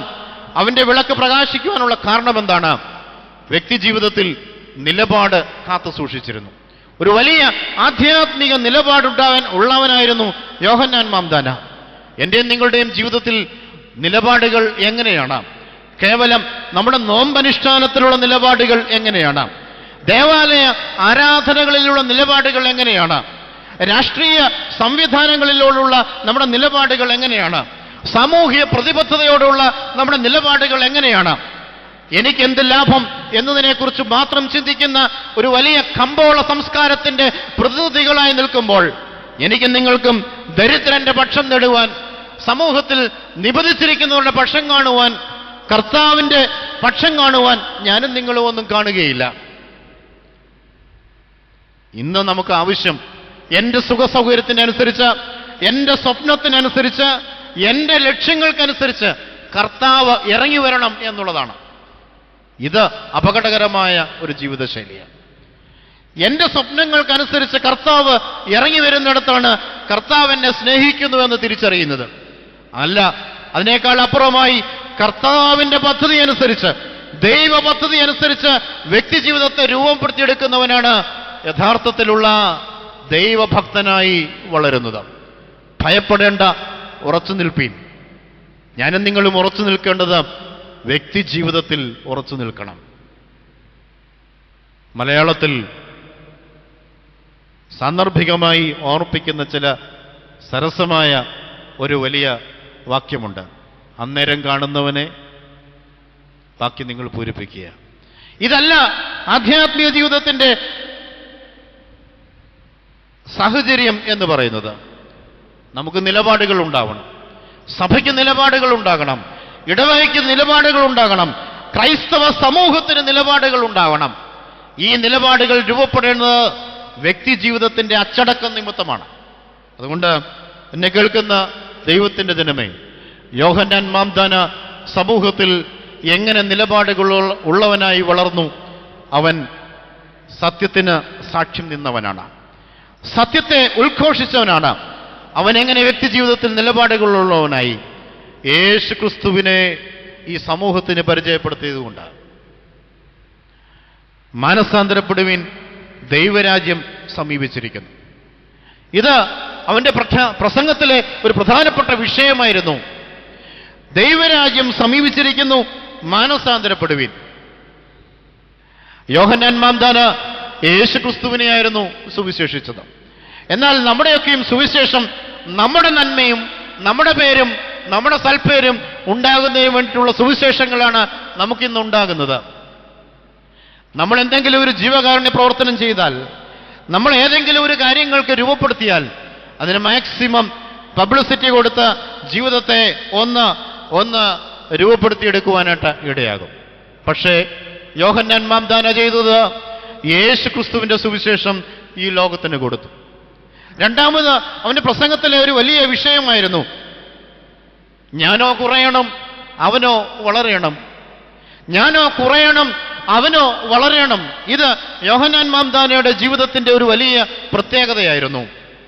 എന്റെയും നിങ്ങളുടെയും ജീവിതത്തിൽ സഹോദരങ്ങൾക്ക് വേണ്ടി ഞാൻ കുറയുവാൻ എപ്രകാരം നിലപാടുകൾ എടുത്തിട്ടുണ്ട്? എൻ്റെ മക്കൾക്ക് വേണ്ടി നിലപാടുകൾ എത്രമാത്രം എടുത്തിട്ടുണ്ട്? എൻ്റെ സഭയ്ക്ക് വേണ്ടി, എൻ്റെ ഇടവകയ്ക്ക് വേണ്ടി ഇതുപോലെയുള്ള നിലപാടുകൾ എങ്ങനെ എടുത്തിട്ടുണ്ട്? സഭയുടെ കൊമ്പ് ഉയരുവാൻ ഞാൻ എങ്ങനെ കുറയാൻ തക്കവണ്ണം ഇടയായിട്ടുണ്ട് എന്ന് നാം തിരിച്ചറിയണം. ഇത് വാസ്തവത്തിൽ നമ്മുടെ അനുദിന ജീവിതത്തിൽ പകർത്തിയെടുത്തേണ്ടതും ഓർമ്മപ്പെടുത്തിയെടുക്കേണ്ടതുമായ ചില ഗുണവിശേഷങ്ങളാണ്. യോഹന്നാൻ മാംദാന പിന്നെ എങ്ങനെയാണ് ജ്വലിച്ച് പ്രകാശിക്കുന്ന വിളക്കായി മാറുന്നത്?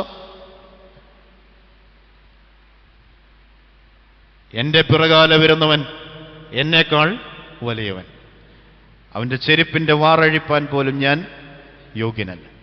യോഹന്നാൻ മാംദാനയുടെ ഒരു വലിയ സുവിശേഷമായിരുന്നു ഈ ലോകത്തിന് കൊടുത്തത്. വ്യക്തി ജീവിതത്തിൽ ആത്മീയ അച്ചടക്കം പാലിച്ച ഒരു വലിയ പ്രവാചകൻ. എന്തെല്ലാം കേട്ടാലും ഏതെല്ലാം പ്രലോഭനങ്ങൾ ഉണ്ടായാലും എന്റെ പിന്നാലെ വരുന്നവൻ എന്നേക്കാൾ വലിയവനെന്നുള്ള ബോധ്യം യോഹന്നാൻ സ്നാപകന് എപ്പോഴും ഉണ്ടായിരുന്നു. യേശു ക്രിസ്തുവിനെ ഈ ലോകത്തിന് വരച്ചു കാണിക്കുവാൻ തക്കവണ്ണം കിട്ടിയ അവസരങ്ങൾ മുഴുവൻ അവൻ ഉപയോഗിച്ചു. ഞാനോ കുറഞ്ഞ് അവനോ വളർന്ന് നിൽക്കേണ്ടുന്ന ഒരു സുവിശേഷ ദൗത്യം. എന്നെ കേൾക്കുന്ന ദൈവത്തിന്റെ ജനമേ, ഭയപ്പെടേണ്ട, ഉറച്ചു നിൽപ്പീൻ എന്ന് മോശ ഇസ്രായേൽ ജനത്തെ ഓർമ്മപ്പെടുത്തുമ്പോൾ, നൂറ്റാണ്ടുകൾ കഴിഞ്ഞ് ആ വാക്യം ഒരു പുനർവായനയ്ക്ക് ഇടയാക്കുമ്പോൾ എന്നോടും നിങ്ങളോടും ഓർപ്പെടുത്തുന്ന ഒരു വാക്യമായി ഇത് മാറട്ടെ. ഭയപ്പെടേണ്ട, ഉറച്ചു നിൽപ്പീൻ. എങ്ങനെ ഉറച്ചു നിൽക്കണം? വ്യക്തി ജീവിതത്തിലെ ആത്മീയ അച്ചടക്കത്തിൽ ഉറച്ചു നിൽക്കണം. യേശു ക്രിസ്തുവിനെ ഈ ലോകത്തിന് വരച്ചു കാണിക്കുവാൻ തക്കവണ്ണമുള്ള ഒരു സുവിശേഷ ദൗത്യമായി ഞാനും നിങ്ങളും ഈ ലോകത്തിൽ ഉറച്ചു നിൽക്കണം. കർത്താവ് എന്നിൽ വളരുവാൻ തക്കവണ്ണം ഞാൻ കുറയുന്ന ഒരു സുവിശേഷ ദൗത്യം ഈ ലോകത്തിന് പ്രദാനം ചെയ്യണം. മറ്റുള്ളവർ എന്നേക്കാൾ ശ്രേഷ്ഠരാണെന്നുള്ള ഒരു വിനയത്തിന്റെ, താഴ്മയുടെ പക്വത ജീവിതത്തിൽ രൂപപ്പെടുത്തിയെടുക്കണം. അപ്പോഴാണ് വ്യക്തി ജീവിതത്തിൽ നിലപാടുകളുള്ളവനായി നമുക്ക് രൂപപ്പെടുവാനായിട്ട് കഴിയുന്നത്. ഈ സമൂഹത്തിന്റെ പ്രലോഭനങ്ങളും പ്രത്യയശാസ്ത്രങ്ങളും ഒക്കെ രൂപപ്പെട്ടു വരുമ്പോൾ വ്യക്തിജീവിതം എപ്പോഴും സംശുദ്ധമായി തീരുവാൻ നമുക്ക് ഇടയാക്കട്ടെ. രണ്ടാമത്, കൗദാശിക ജീവിതത്തിൽ ഉറച്ചു നിൽക്കണം. കൗദാശിക ജീവിതത്തിൽ ഉറച്ചു നിൽക്കണം. സഭയുടെ കൗദാശിക ജീവിതത്തിൽ ഉറച്ചു നിൽക്കുന്ന നിലപാടുള്ളവൻ മാത്രമേ ഈ ഭൂമിയിൽ വ്യക്തമായി നിലപാടുകൾ രൂപപ്പെടുത്തുവാൻ കഴിയുകയുള്ളൂ. കൗദാശിക ജീവിതം എന്ന് പറയുന്നത് ആരാധനയിൽ സമ്പുഷ്ടമാണ്. ആരാധന എന്ന് പറയുന്നത് ദൈവസംസർഗത്തിൻ്റെ വിളനിലമാണ്, അതിൻ്റെ ഒരു ചാലകമാണ്. ദൈവവുമായി പ്രാർത്ഥന നടത്തുവാൻ, ദൈവവുമായി സംസാരിക്കുവാൻ കിട്ടുന്ന സാഹചര്യമാണ് ആരാധനയിൽ ലഭിക്കുന്നത്. ഈ ആരാധനയോടുള്ള നമ്മുടെ കാഴ്ചപ്പാട് എങ്ങനെയാണ്? ദൈവിക ആരാധനയിൽ പൂർണ്ണമായ ഒരു സമർപ്പണം നടത്തുവാൻ നമുക്ക് കഴിഞ്ഞിട്ടുണ്ടോ? ദേവാലയ ആരാധനകളിൽ ക്രമമായി സംബന്ധിക്കുകയും അതോടൊപ്പം തന്നെ അതിൻ്റെ ചുറ്റുവട്ടമനുസരിച്ച് ആത്മാർത്ഥതയോടെ അതിൽ ഇടപെടുകയും ചെയ്യുന്ന ഒരു ജീവിത സാഹചര്യം. സുവിശേഷ യോഗങ്ങളിലോടുള്ള നമ്മുടെ സമീപനങ്ങൾ, ഇത് കൗദാശിക ജീവിതത്തെ ബലപ്പെടുത്തുവാൻ ഉതകുന്ന സാഹചര്യമാണ്. എന്നാൽ ഇതിനോടെല്ലാം ഒരു നെഗറ്റീവ് പശ്ചാത്തലം രൂപപ്പെടുത്തിയാൽ, ഇതിനോടെല്ലാം ഒരു നെഗറ്റീവിസം നമ്മുടെ ജീവിതത്തിൽ രൂപപ്പെടുത്തിയാൽ കൗദാശിക ജീവിതത്തിലുള്ള നമ്മുടെ ആത്മീയ അച്ചടക്കം നഷ്ടപ്പെട്ടു പോകുന്നു എന്നുള്ളതാണ് യാഥാർത്ഥ്യം. ദൈവസംസർഗം നടത്തേണ്ടുന്നത് ദൈവവുമായിട്ടുള്ള ആത്മീയ ബന്ധത്തിലാണ്. സുവിശേഷ യോഗങ്ങളിൽ പ്രസംഗിക്കുന്നതിന് നിലപാടുകൾ നോക്കിയിട്ടല്ല, പൗരോഹിത്യ ശുശ്രൂഷയുടെ നിലപാടുകൾ നോക്കിയിട്ടല്ല ദൈവ ആരാധനയിൽ നാം പങ്കെടുക്കേണ്ടത്. മറിച്ച് നിങ്ങൾ എന്നെ തിരഞ്ഞെടുത്തു എന്നുള്ളതല്ല, ഞാൻ നിങ്ങളെ തിരഞ്ഞെടുത്തു, നിങ്ങളെ ഫലം കായ്ക്കേണ്ടതിന് ഇവിടെ ആക്കി വച്ചിരിക്കുന്നുള്ള ബോധ്യത്തിന്റെ നടുവിലാണ് ഞാനും നിങ്ങളും ദേവാലയ ആരാധനകളിൽ പങ്കെടുക്കേണ്ടത്. പലപ്പോഴും ചില ആശയങ്ങളോട് നമുക്ക് ബുദ്ധിമുട്ടും പ്രതികരണവും ഉണ്ടാകുമ്പോൾ പലപ്പോഴും നമ്മൾ ദേവാലയ ആരാധനകളിൽ നിന്ന് പോലും നമ്മൾ മാറി നിൽക്കും. സുവിശേഷ യോഗങ്ങളിൽ നിന്ന് മാറി നിൽക്കും. പ്രസംഗവേദികളിൽ നിന്ന് നമ്മൾ മാറി നിൽക്കും. ദേവാലയത്തിന്റെ ആരാധന സംവിധാനങ്ങളോട് പ്രതികരിച്ചുകൊണ്ട് നമ്മൾ അതിൽ നിന്ന് മാറി നിൽക്കുന്ന ഒരു സാഹചര്യം ക്രൈസ്തവ സമൂഹത്തിൽ രൂപപ്പെട്ടു വരുന്നുണ്ട്. ഇത് തെറ്റായ സമീപനമാണ്. കാരണം നിങ്ങളെ ക്രിസ്തുവിൻ്റെ വെളിച്ചം നൽകുവാൻ തക്കവണ്ണം രൂപപ്പെടുത്തിയെടുത്തത് ദൈവത്തിൻ്റെ കൃപയും അനുഗ്രഹവും നിമിത്തമാണ്, ദൈവത്തിൻ്റെ കരുണ നിമിത്തമാണ്. അതുകൊണ്ട് നിങ്ങൾ എന്നെ തിരഞ്ഞെടുത്തു എന്നുള്ളതല്ല, ഞാൻ നിങ്ങളെ തിരഞ്ഞെടുത്തു, അതുകൊണ്ട് നിങ്ങളെ ഫലം കായ്ക്കേണ്ടതിന് ഇവിടെ ആക്കി വച്ചിരിക്കുന്നു എന്നുള്ള ബോധ്യത്തിന് നടുവിലായിരിക്കണം ദേവാലയത്തോടുള്ള സഭയോടുമുള്ള നമ്മുടെ പ്രതികരണം എന്ന് പറയും. സഭയുടെ രീതിശാസ്ത്രങ്ങളോട്, സഭയുടെ ആരാധനാ സംവിധാനങ്ങളോട് അങ്ങേയറ്റം ആത്മാർത്ഥത പുലർത്തി അതിൽ ജീവിക്കുവാൻ ശ്രമിക്കുമ്പോഴാണ് ഭയപ്പാടില്ലാതെ ഈ സമൂഹത്തിൽ ഉറച്ചു നിൽക്കുവാൻ നമുക്ക് കഴിയുന്നത്. 2, നോമ്പനുഷ്ഠാനങ്ങളിലൂടെയും പ്രാർത്ഥനയിലൂടെയും കൗദാശിക ജീവിതം മെച്ചപ്പെടുത്തുവാൻ നമുക്ക് കഴിയണം. നോമ്പനുഷ്ഠാനങ്ങളിലൂടെയും പ്രാർത്ഥനയിലൂടെയും നമ്മുടെ ആധ്യാത്മിക ജീവിതം മെച്ചപ്പെടുത്തുവാൻ കഴിയണം. അതിന് ഉദാഹരണം തേടി വേറെ എങ്ങും പോകേണ്ടതില്ലല്ലോ. ആ വിശുദ്ധ ഭൂമിയിലാണ് ഞാനും നിങ്ങളും സമ്മേളിച്ചിരിക്കുന്നു. തൻ്റെ ജീവിതത്തിൻ്റെ ഓരോ വെല്ലുവിളികളുടെ നടുവിലും നോമ്പാലും പ്രാർത്ഥനയാലും ശക്തിപ്പെട്ട ഒരു പുണ്യപുരുഷന്റെ പാദാന്തികത്തിലാണ് ഞാനും നിങ്ങളും വന്ന് കൂടണഞ്ഞിരിക്കുന്നത്. അനേകർക്ക് സൗഖ്യത്തിൻ്റെയും അനേകർക്ക് ആശ്വാസത്തിൻ്റെയും പ്രകാശവിജികൾ ഇന്നും ഹൃദയങ്ങളിൽ നൽകിക്കൊണ്ടിരിക്കുന്ന ഒരു വലിയ പിതാവിൻ്റെ സന്നിധിയിലാണ് ഞാനും നിങ്ങളും കൂടണഞ്ഞിരിക്കുന്നത്. ഉദാഹരണങ്ങൾ, മാതൃകകൾ തേടി എങ്ങും പോകേണ്ടതില്ല. ഇത്രമാത്രം കൗദാശിക ജീവിതത്തെ തൻ്റെ വ്യക്തി ജീവിതത്തിൽ സമ്പുഷ്ടമാക്കിയ പിതാവ് വേറെ ആരും തന്നെയില്ല. കൗദാശിക ജീവിതത്തെ നമ്മുടെ വ്യക്തി ജീവിതത്തിൽ സമ്പുഷ്ടമാക്കുവാൻ കഴിയുന്നിടത്ത് കുടുംബ സംവിധാനവും വളരെ ഭംഗിയായി രൂപപ്പെടുത്തിയെടുക്കുവാൻ കഴിയും. വിശ്വാസ തീഷ്ണതയിൽ ജ്വലിച്ചു നിൽക്കുന്ന കൗദാശിക ജീവിതം രൂപപ്പെടണം. വിശ്വാസ തീഷ്ണതയിൽ ജ്വലിച്ചു നിൽക്കുന്ന കൗദാശിക ജീവിതം രൂപപ്പെടണം. അപ്പോഴാണ് ഇയ്യോബ് പ്രതിവചിച്ചതുപോലെ പ്രതിവചിക്കുവാൻ കഴിയുന്നത്. യഹോവ തന്നു, യഹോവ എടുത്തു, യഹോവയുടെ നാമം വാഴ്ത്തപ്പെടുമാറാകട്ടെ. ഒരു നീതിബോധമുള്ള മനുഷ്യന്റെ പ്രതികരണമാണ് ഇത്. ദൈവസ്നേഹത്തിന്റെ പാരസ്പര്യത്തിൽ നിന്ന് ലഭിക്കുന്ന ഒരു പ്രതികരണമാണ് ഇത്. ദൈവത്തോട് കൂട്ടുകൂടിയവന്റെ ഒരു പ്രതികരണമാണ് ഇത്. മൊറിയാമലയിൽ രൂപപ്പെട്ട ഒരു പ്രതികരണമുണ്ട്. വിശ്വാസികളുടെ പിതാവായ അബ്രഹാമിന് രൂപപ്പെട്ട ഒരു പ്രതികരണമുണ്ട്.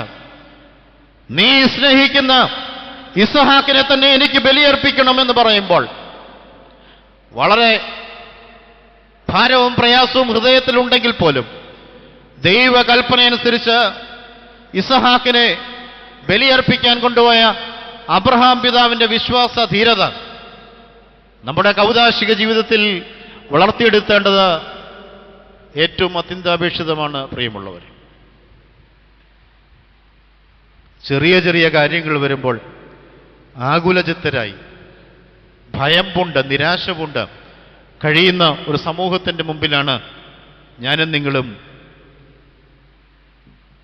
ജീവിക്കുന്നത് എന്ന് നാം തിരിച്ചറിയണം. പരീക്ഷയ്ക്ക് മാർക്ക് കുറഞ്ഞതിൻ്റെ പേരിൽ കുഞ്ഞുങ്ങൾ ആത്മഹത്യ ചെയ്യുന്ന ലോകത്താണ് ജീവിക്കുന്നത്.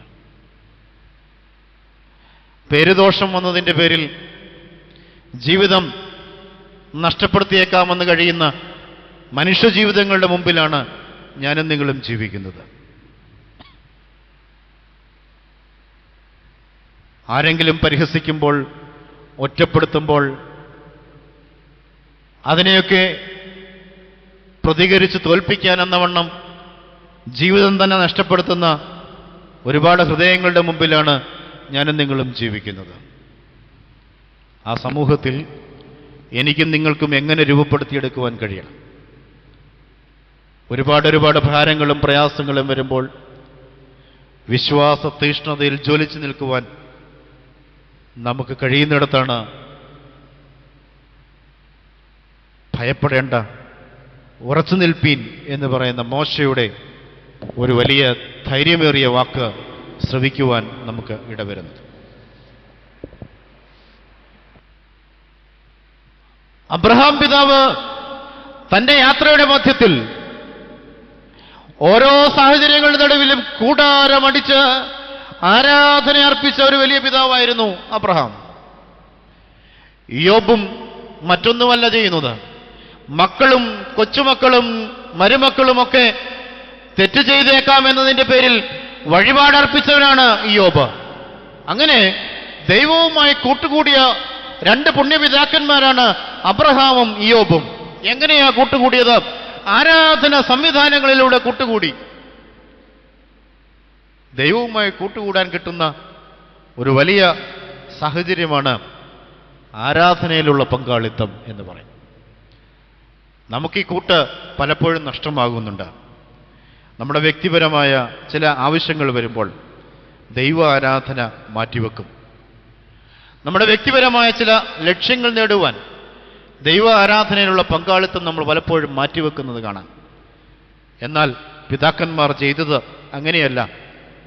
ദൈവ ആരാധന കഴിഞ്ഞേ ഉള്ളൂ വ്യക്തിപരമായ ജീവിതത്തിൻ്റെ ലക്ഷ്യങ്ങളും സ്വപ്നങ്ങളും എന്നുള്ള തിരിച്ചറിവ് നമുക്ക് ഉണ്ടാകേണ്ടിയിരിക്കുന്നു. ഈ വിശ്വാസ തീഷ്ണത, ആരാധനയിലുള്ള നമ്മുടെ പങ്കാളിത്തവും കൗദാശിക ജീവിതത്തോടുള്ള നമ്മുടെ സ്നേഹവും വിശ്വാസ തീഷ്ണതയിലുള്ള നമ്മുടെ ജീവിതത്തിൻ്റെ ഓരോ അനുഭവങ്ങളും വളർത്തിയെടുക്കുമ്പോൾ ഈ ലോകത്തിൻ്റെ മുമ്പിൽ ഭയപ്പെടാതെ ഉറച്ചു നിൽക്കുവാൻ കഴിയും എന്നുള്ളതിൽ രണ്ട് പക്ഷമില്ല. മൂന്നാമത് നാം ഉറച്ചു നിൽക്കേണ്ടത് കുടുംബജീവിതത്തിൻ്റെ ധന്യതയിലാണ്. കുടുംബജീവിതത്തിൻ്റെ ധന്യതയിൽ ഞാനും നിങ്ങളും ഉറച്ചു നിൽക്കണം. മക്കളും മാതാപിതാക്കളും തമ്മിലുള്ള ബന്ധം ഇത് ഊട്ടിയുറപ്പിക്കാൻ നമുക്കിന്ന് നന്നേ പ്രയാസപ്പെടേണ്ടിയിരിക്കുന്നു. ഏതാനും ദിവസങ്ങൾക്ക് മുമ്പ് ദിനപത്രത്തിൽ നാം വായിച്ചു കേട്ടു, നാം ശ്രദ്ധയോടെ വായിച്ചു. ഒരു മകൻ, 9 വയസ്സുള്ള മകൻ വീട് വിട്ട് മലമുകളിലേക്ക് കയറിപ്പോയി. വീട് വിട്ട് മലമുകളിലേക്ക് കയറിപ്പോയി. ആ കയറ്റത്തിൽ രാത്രിയുടെ അഗാധതയുണ്ടായിരുന്നു, ഇരുട്ടിന്റെ നിശബ്ദതയുണ്ടായിരുന്നു. പക്ഷെങ്കിൽ തന്റെ കുടുംബ സംവിധാനം വിട്ട് ഈ കുഞ്ഞുമകൻ, 9 വയസ്സുള്ള മകൻ, തന്റെ വീടിനടുത്തുള്ള മലമുകളിലേക്ക് കയറിപ്പോവുകയാണ്. കുറച്ചു കഴിഞ്ഞപ്പോഴേക്കും നാട്ടുകാരും വീട്ടുകാരും അന്വേഷിക്കാൻ തുടങ്ങി. എവിടെയാണെന്ന് അറിയുകയില്ല, എവിടെയാണെന്ന് അറിയുകയില്ല. മണിക്കൂറുകൾ കഴിഞ്ഞു, അവനെ കണ്ടെത്തിയത് എങ്ങനെയാണ്? മലയുടെ മധ്യത്തിൽ, മലയുടെ ഏറ്റവും മുകളിൽ അവൻ കിടക്കുകയാണ്. നെഞ്ചോട് ചേർത്ത് ഒരു ജപമാല പിടിച്ചുകൊണ്ട്, നെഞ്ചോട് ചേർത്തൊരു ജപമാല പിടിച്ചുകൊണ്ട് 9 വയസ്സുള്ള ഒരു മകൻ മലയുടെ മുകളിൽ കിടക്കുന്ന ഒരു അനുഭവം. കുടുംബ സംവിധാനത്തിൽ ഈ സ്നേഹം നഷ്ടപ്പെട്ടപ്പോൾ, കുടുംബത്തിന്റെ സാഹചര്യങ്ങളിൽ ഈ സ്നേഹത്തിന്റെ സംവിധാനം നഷ്ടപ്പെട്ടു പോയപ്പോൾ മകൻ ഒറ്റപ്പെടുകയാണ്. അവന് അവസാനത്തെ ഒരു സ്നേഹം ഈ ജപമാലയിൽ അവൻ തിരിച്ചറിഞ്ഞു. അത് എന്നെ കേൾക്കുന്ന വാത്സല്യമുള്ള സഹോദരി സഹോദരന്മാരെ, ഞാനും നിങ്ങളും ഒന്നും കണ്ടിട്ടില്ല ആ രംഗം. പക്ഷേ നമ്മുടെയൊക്കെയും കുടുംബജീവിതത്തിൽ അത് വന്നാലുണ്ടാകാവുന്ന ഒരു അനുഭവം ഒന്ന് ചിന്തിച്ചു നോക്കിയേ. എത്രയോ ആർദ്രതയുള്ളതാണ്, എത്രയോ ഭയാനകമായ ഒരു അനുഭവമാണ്. നമ്മുടെ മക്കൾ മാതാപിതാക്കളുടെ സ്നേഹം നഷ്ടപ്പെട്ട് ഈ സമൂഹത്തിൻ്റെ മുമ്പിൽ സ്നേഹത്തിന് വേണ്ടി ഓടിപ്പോകുന്നത് കാണുമ്പോൾ അത് കുടുംബ സംവിധാനത്തിലുണ്ടായ പാകപ്പിഴകളല്ലേ എന്ന് നാം തിരിച്ചറിയണം. കുറച്ചു നാളുകൾക്ക് മുമ്പ് വീണ്ടും ഒരു ദിനപത്രത്തിൽ നാം വായിച്ചു, 8 മക്കളുണ്ട്. കുടുംബ വീട്ടിൽ ഏറ്റവും ഭംഗിയായി കുടുംബ വീടിൻ്റെ സംവിധാനമൊക്കെ രൂപപ്പെട്ടിരിക്കുന്നു. പക്ഷേ അവരുടെ ഇല്ലായ്മയുടെ കാര്യങ്ങളിൽ, അവരുടെ പിന്നാമ്പുറങ്ങളിലേക്കൊന്ന് നോക്കിയാൽ ഒരു കൊച്ചു വീടുണ്ടായിരുന്നു. ആ വീടിൻ്റെ മുമ്പിൽ അവർ കഷ്ടപ്പെട്ട് വളർന്നതിൻ്റെ അടയാളവും ഉണ്ടായിരുന്നു. പഴയ കാലത്തെ വീടിൻ്റെ മുമ്പിലൊക്കെ നമ്മൾ കിഴക്ക് അഭിമുഖമായി ഒരു ചെറിയ ഒരു സംവിധാനം ഒരുക്കും. എന്താണ്? എരുത്തിൽ ഉണ്ടാകും. പഴയ വീടുകളിലൊക്കെ മുമ്പിൽ കാണാം പശുവിനെ വളർത്തുന്ന എരുത്തിൽ. വീടിൻ്റെ മുറ്റത്ത് കിഴക്കിന് അഭിമുഖമായി നമ്മളത് രൂപപ്പെടുത്തിയെടുക്കും. ഈ വീട്ടിൽ വലിയ വലിയ വീട് വെച്ചപ്പോഴേക്കും അവിടെ ഉണ്ടായിരുന്ന അമ്മയ്ക്കുള്ള സ്ഥാനം എരുത്തിലിൻ്റെ ഒരു സാഹചര്യം, ഒരു ചെറിയ കുടിസുമുറിയിൽ. ദിനപത്രങ്ങളിലൂടെ നാം വായിച്ചതാണ്. സമൂഹത്തിലെ ആളുകൾ ഇടപെട്ട് അത് വലിയ പ്രശ്നമായപ്പോഴേക്കും തിരികെ ഉൾക്കൊണ്ടുകൊണ്ട് ജീവിക്കാമെന്ന്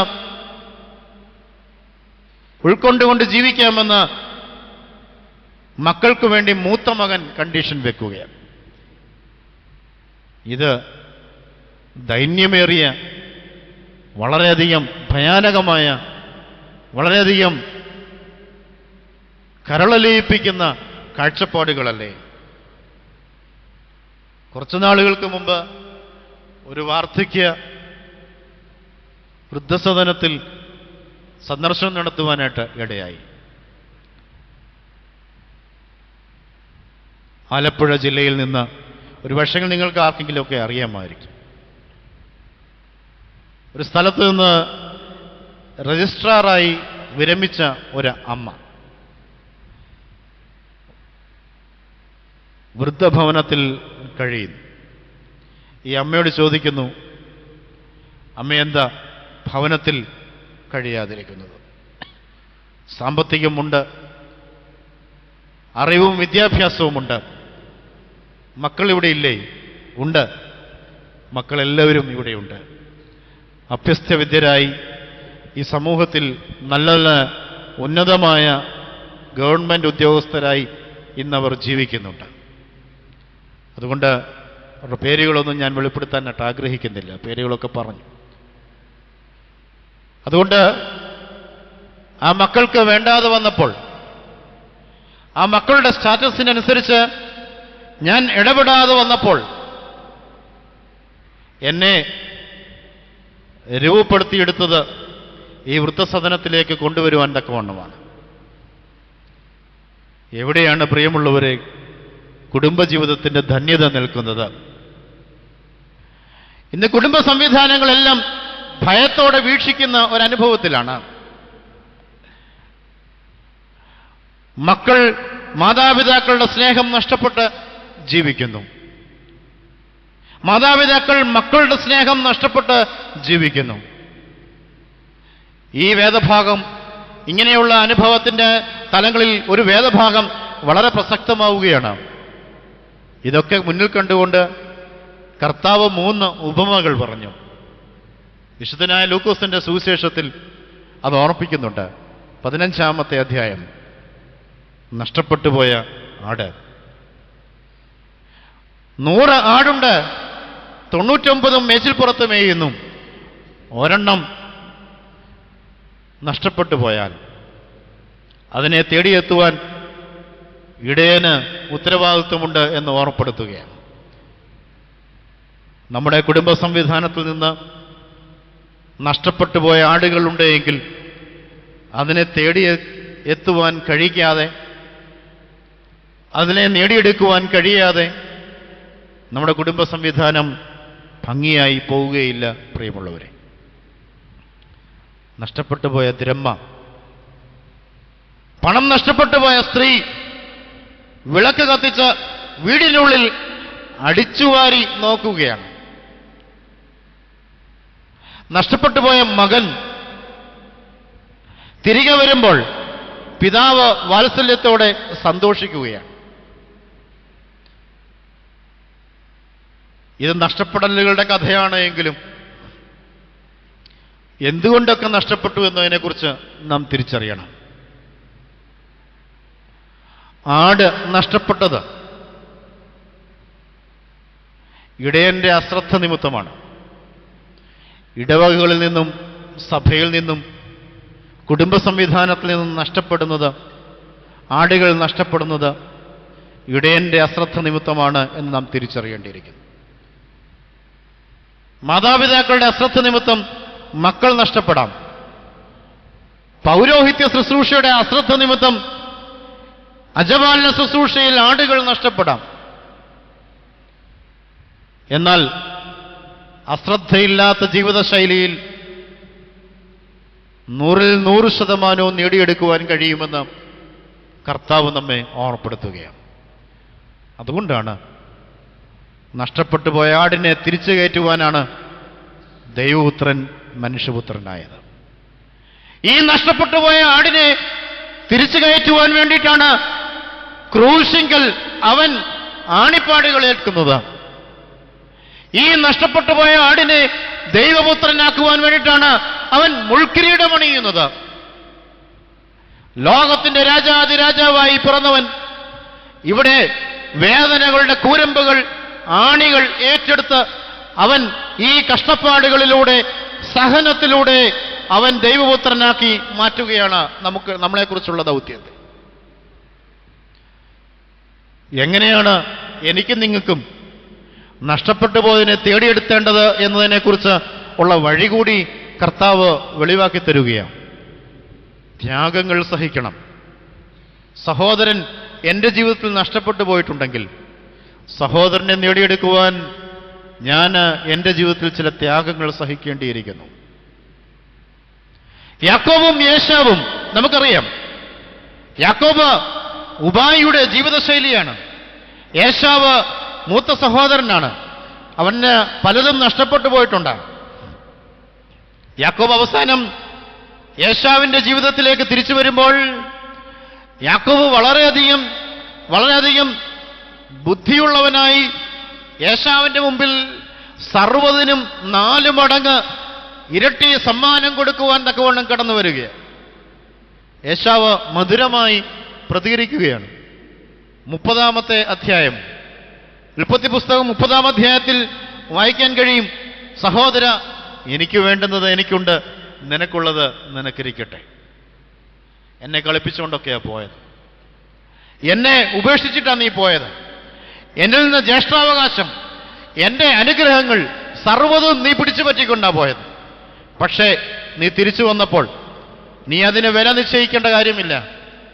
നിനക്കുള്ളത് നിനക്കിരിക്കട്ടെ, എനിക്കുള്ളത് എനിക്കുണ്ട് എന്നുള്ള യേശാവിൻ്റെ പ്രതികരണം ക്രൈസ്തവ ജീവിതത്തിൽ നാം പ്രതികരിക്കാൻ വേണ്ടി ഉപയോഗിക്കേണ്ട മാർഗങ്ങളാണ്. പലപ്പോഴും നമുക്കത് ഉണ്ടാക്കിയെടുക്കുവാനായിട്ട് കഴിയുന്നില്ല. നഷ്ടപ്പെട്ടു പോയ ദ്രഹ്മ സ്ത്രീയുടെ വീട്ടിൽ നിന്ന് നഷ്ടപ്പെട്ടു പോയതാണ്. ഭവനത്തിൽ നിന്ന് നഷ്ടപ്പെട്ടു പോയതാണ് അവന്റെ പണം. ഈ സമ്പാദ്യത്തെ നേടിയെടുക്കുവാൻ തക്കവണ്ണം വീട്ടിലുള്ള വിളക്ക് അവൾ കത്തിച്ചു എന്നാണ് വേദപുസ്തകം സാക്ഷിക്കുന്നത്. വീട്ടിലെ വിളക്കുകൾ കെട്ടുപോയാൽ വീട്ടിലെ സമ്പാദ്യങ്ങളും നഷ്ടപ്പെടും. മക്കൾ നമ്മുടെ സമ്പാദ്യങ്ങളാണ്. കുടുംബ കൂട്ടായ്മ നമ്മുടെ സമ്പാദ്യമാണ്.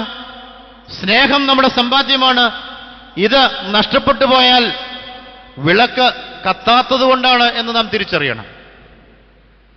പൊടി പിടിച്ചിടക്കുന്ന വിളക്കിനെ കത്തിക്കുവാൻ നമുക്ക് കഴിയുന്നിടത്താണ് ക്രൈസ്തവ ജീവിതം ധന്യമായി തീരുന്നത്. ശരീരത്തിന്റെ വിളക്ക് കണ്ണാകുന്നു. കണ്ണ് ചൊവ്വുള്ളതെങ്കിലോ നിന്റെ ശരീരം മുഴുവൻ പ്രകാശിക്കുമെന്ന് വേദപുസ്തകം വീണ്ടും പഠിപ്പിക്കുന്നുണ്ട്. എൻ്റെ വാക്കുകളെ ചുരുക്കട്ടെ.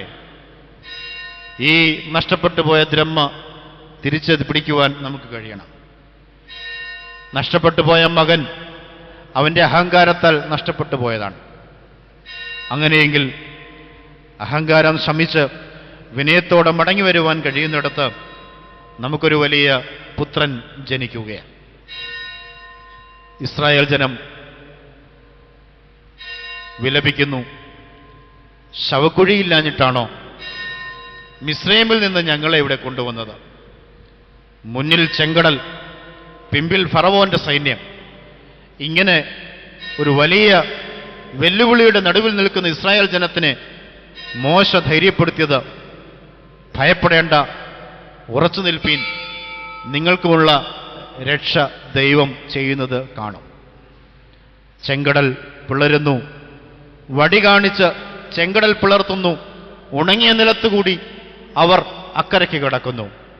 തിരികെ നോക്കുമ്പോൾ ഫറവോന്റെ സൈന്യം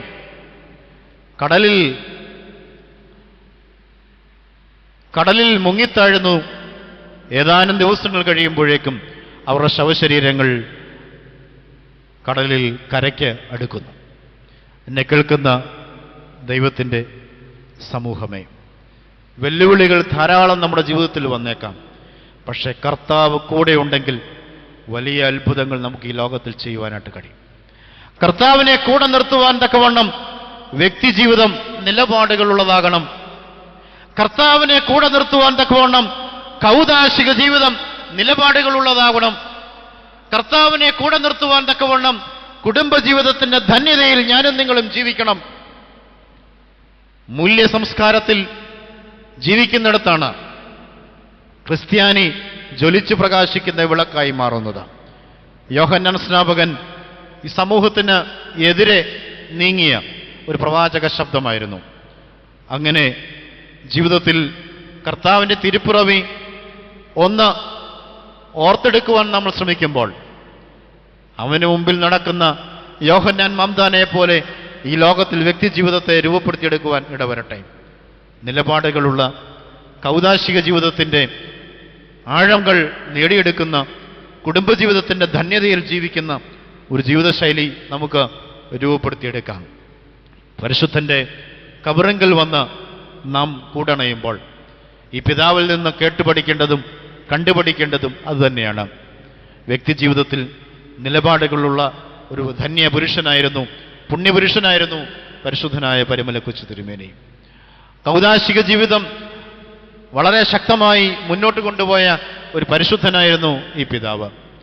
കുടുംബജീവിതത്തിൻ്റെ ധന്യത പവിത്രമായി കാത്തുസൂക്ഷിച്ച് തൻ്റെ സഹോദരങ്ങളെയും വീട്ടുകാരെയും ഒക്കെ ദൈവസന്നിധിയിൽ വളരെ ശ്രേഷ്ഠമായി സ്നേഹിച്ച് ആദരിച്ച ഗുരുഭൂതനായിരുന്നു വന്യനായ ഈ പിതാവ്. അങ്ങനെയെങ്കിൽ ഈ മാർഗത്തിലൂടെ കർത്താവിൻ്റെ തിരുപ്പിറവി നമുക്ക് ഈ ലോകത്തിന് സമ്മാനിക്കുവാൻ ഇടവരട്ടെ. അവന് മുമ്പായി നടക്കുവാനുള്ള യോഹന്നാൻ സ്നാപകന്റെ ആത്മാവ് നമ്മുടെ ജീവിതത്തിൽ രൂപപ്പെടുത്തിയെടുക്കുവാനായിട്ട് ഇടവരട്ടെ. ദൈവത്തിൻ്റെ പരിശുദ്ധാത്മാവ് നമ്മെ അതിലേക്ക് കൂട്ടിവരുത്തട്ടെ എന്ന് മാത്രം ഓർപ്പിച്ചുകൊണ്ട് വാക്കുകളെ ചുരുക്കുന്നു. ദൈവം അനുഗ്രഹിക്കട്ടെ. ഇത്രത്തോളം ചിന്തിക്കുവാൻ ശക്തി തന്ന പരമകാരുണ്യവാനായ ദൈവത്തെ മഹത്വപ്പെടുത്തുന്നു. ഇതിനൊരവസരം തന്ന ആദരണീയനായ പരിമല സെമിനാരിയുടെ മാനേജർ ബഹുമാനപ്പെട്ട MC കുര്യാക്കോസ് അച്ഛനോടും അസിസ്റ്റന്റ് മാനേജർമാരായിരിക്കുന്ന വന്യ റമ്പാച്ചന്മാരോടും ബഹുമാനപ്പെട്ട ശ്രദ്ധം കേട്ടിരുന്ന വൈദിക ശ്രേഷ്ഠരോടും നിങ്ങളെല്ലാവരോടുമുള്ള സ്നേഹ ബഹുമാനങ്ങൾ ആദരവുകൾ പ്രകടിപ്പിച്ചുകൊണ്ട് വാക്കുകൾ നിർത്തുന്നു. ദൈവം നമ്മെ ഏവരെയും അനുഗ്രഹിക്കട്ടെ.